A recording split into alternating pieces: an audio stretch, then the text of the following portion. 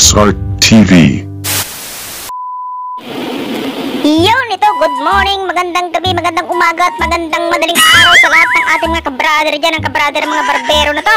Mga yun, daming barbero no. So yun, ito, nag-umpisa na naman si dito. Pero bago natin simulan ng tsuktsakan, tsuktsakan no.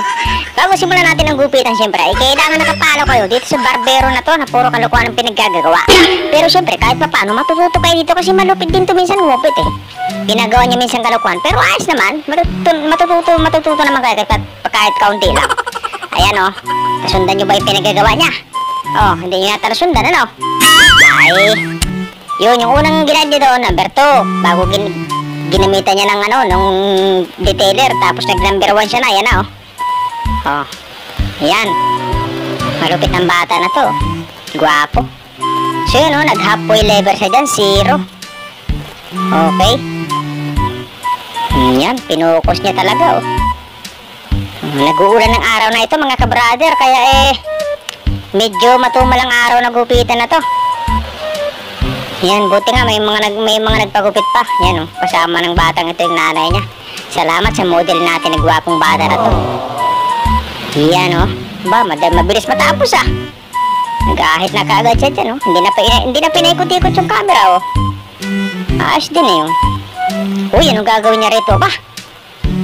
Grabe, ginawang duro. Bakit ginawang duro yan, brother? Naku, sama ng loob parang iyak na. Tapos ka dyan, pag umiyak yan, lagot ka.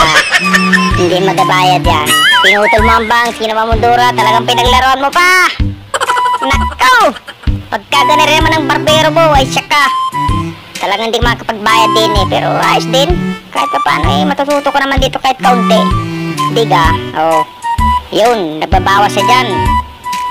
Pinapapugi na niya, kanina ginawa niyang kalokohan pero ito, nagseryoso na Kasi narinig yata tayo, napahiya yan. Iyan abaw, pangit. Sa kababa. Rewind. Pangit. Yun. Dapat ganyan simple. Hindi maganda pero ayos na, di ba? May natutunan na naman kayo ngayong araw na ito. I-follow nyo naman. Baka na naman umiyak tong barbero na to. Kakaunti na lang ang followers na to, hindi nyo pa-follow. Follow sa Facebook page, follow sa TikTok, subscribe sa YouTube. Babo, salamat.